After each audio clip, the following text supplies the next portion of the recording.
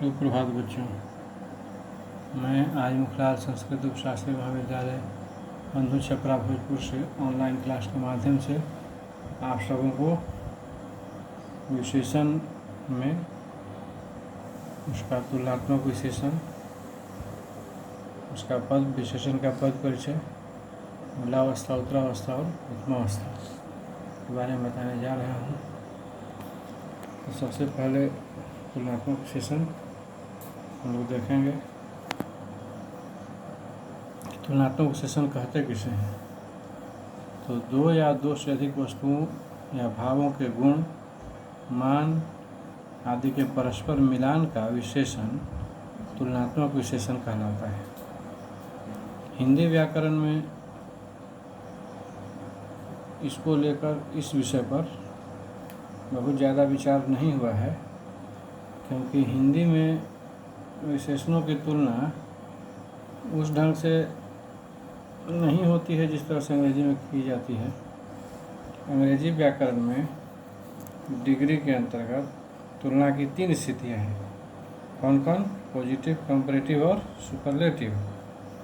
इसके शब्द रूप जो हैं वो हैं उदाहरण स्वरूप good, better, best. Good positive, better comparative, best superlative. इसी प्रकार बिग, बिगर, बिगेस्ट, लार्ज, लार्जर, लार्जेस्ट। ये सब उदाहरण थे अंग्रेजी ग्रामर के डिग्री के। तो ये सब उदाहरण से स्पष्ट है कि अंग्रेजी में विशेषणों की तुलना करते समय शब्दों के रूप बदल जाते हैं, लेकिन हिंदी की स्थिति अंग्रेजी से अलग है। हिंदी में तुलना करने पर विशेषणों के रूप जो है वह ज्यों के त्यों रहते हैं, उनमें विकार या परिवर्तन नहीं होता है। जैसे उदाहरण इसका, श्याम मोहन से अधिक ईमानदार है, दिलीप की पुस्तक प्रदीप से कीमती है, अनूप अपने वर्ग में सबसे तेज विद्यार्थी है। तो इन सब वाक्यों में ईमानदार, कीमती और तेज यह तीनों विशेषण हैं। जहाँ दो व्यक्तियों की तुलना से इन शब्दों के रूप नहीं बदल रहा है। हिंदी में से, अपेक्षा, सामने, बनिस्पत, सब में, सबसे, ये सब आदि लगाकर विशेषणों की तुलना की जाती है। जैसे इसका उदाहरण, वह राम की बनिस्पत अच्छा है, यहाँ बनिस्पत लग गया। दूसरा उदाहरण, सुशील की अपेक्षा गणेश अधिक शिष्ट है, यहाँ अपेक्षा हो गया, लग गया, विशेषण बन गया। यह सबसे अच्छी पुस्तक है, यहाँ सबसे हो गया। अब किंतु संस्कृत में विशेषणों में होता है तर और तम प्रत्यय लगाकर भी तुलना की जाती है। संस्कृत में अंग्रेजी की तरह विशेषण के रूप बदलते हैं। जैसे उदाहरण श्रेष्ठ अगर लीजिए शब्द, तो इसमें श्रेष्ठ में तर और तम लगाइए तो श्रेष्ठतर और श्रेष्ठतम तीनों का अर्थ बदल जाता है। तो हिंदी में शब्दों के इन 3 रूपों को 3 अवस्था में रखा जाता है। कौन कौन? मूलावस्था पॉजिटिव, उत्तरावस्था कंपैरेटिव और उत्तमावस्था सुपरलेटिव। अब इस दृष्टि से इसके रूप 3 होते हैं। कौन कौन? मूलावस्था, उत्तरावस्था और उत्तमावस्था। उदाहरण इसका, कोमल, कोमलतर, कोमलतम। कोमल मूलावस्था, कोमलतर उत्तरावस्था और कोमलतम उत्तमावस्था। इसी प्रकार प्रिय, प्रियतर, प्रियतम, लघु, लघुतर, लघुतम, निम्न, निम्नतर, निम्नतम, बृहत्, बृहत्तर, बृहत्तम, निकृष्ट मूलावस्था, उत्तरावस्था निकृष्टतर, उत्तमावस्था निकृष्टतम। इस प्रकार सुंदर मूलावस्था है तो उत्तरावस्था उसका सुंदरतर और उत्तमावस्था सुंदरतम, तर और तम लगता है। इसी प्रकार मूलावस्था महत है तो उत्तरावस्था महतर और उत्तमावस्था महत्तम।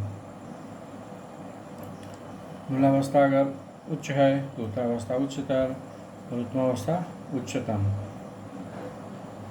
इसी प्रकार अधिक अगर मूलावस्था है तो उत्तरावस्था इसका हुआ अधिकतर और उत्तमावस्था हुआ अधिकतम।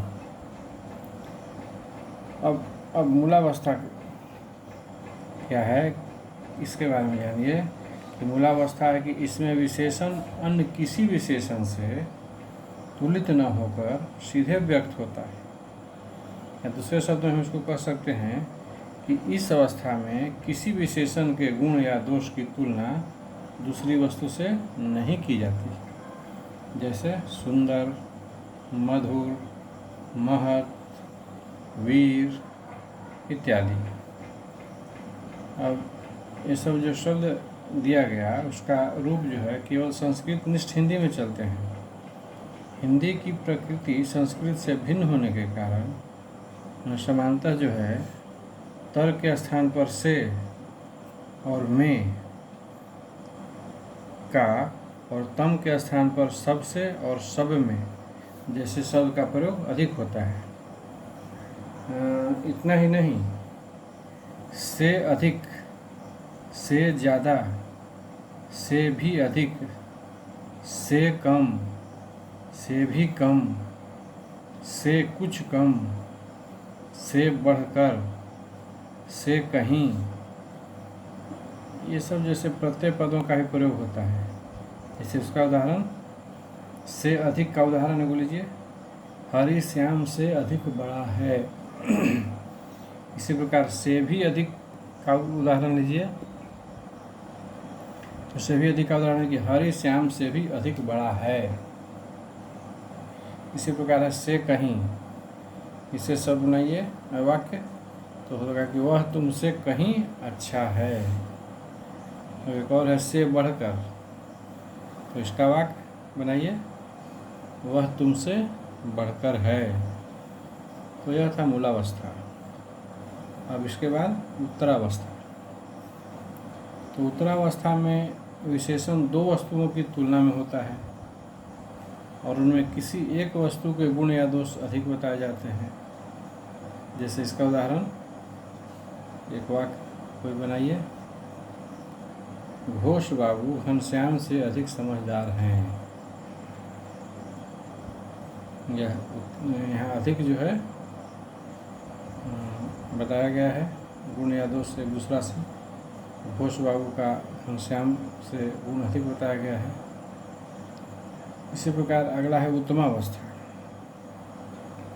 उत्तमावस्था में है कि इसमें विशेषण द्वारा किसी वस्तु को सबसे अधिक गुणशाली या दोषी बताया जाता है। जैसे इसका उदाहरण, कोई वाक्य बनाइए, हमारे कॉलेज में नरेंद्र सबसे अच्छा खिलाड़ी है।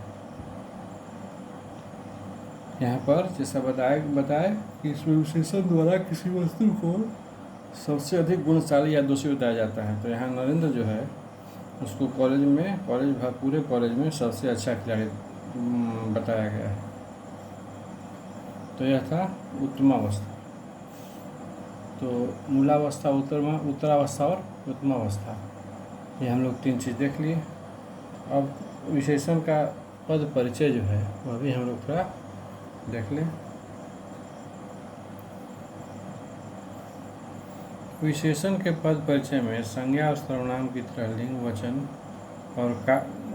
वचन, कारक और विशेष, यही सब पढ़ना है। यही सब जानकारी प्राप्त करना है आप लोग को। जैसे इसका उदाहरण, यह तुम्हें बापू के अमूल्य गुणों की थोड़ी बहुत जानकारी अवश्य कराएगा। अब इस वाक्य में अमूल्य और थोड़ी बहुत ये दो विशेषण हैं। इसका पद परिचय क्या होगा? पद परिचय होगा अमूल्य का विशेषण, गुणवाचक, पुल्लिंग, बहुवचन, अन्य पुरुष, संबंधवाचक तथा गुणों इसका विशेष। यह हुआ अमूल्य का पद परिचय। अब थोड़ी बहुत जो दो विशेषण था, अमूल्य और थोड़ी बहुत, तो अमूल्य का पद परिचय देखिए। अब थोड़ी बहुत का पद परिचय होगा विशेषण, अनिश्चित संख्यावाचक, स्त्रीलिंग, कर्मवाचक, जानकारी तथा इसका विशेष। यह था थोड़ी बहुत का पद परिचय। तो विशेषण का पद परिचय के बारे में आपको उदाहरण द्वारा बताया गया, और विशेषण में इतना ही। और कुछ आप लोग अपने से खुद से विशेषण चैप्टर में अभ्यास कीजिए, पढ़िए, याद कीजिए। हम लोग अगले क्लास में अगला चैप्टर में फिर देखेंगे, नया चैप्टर। तब तक के लिए आप सभी बच्चों को शुभ दिन।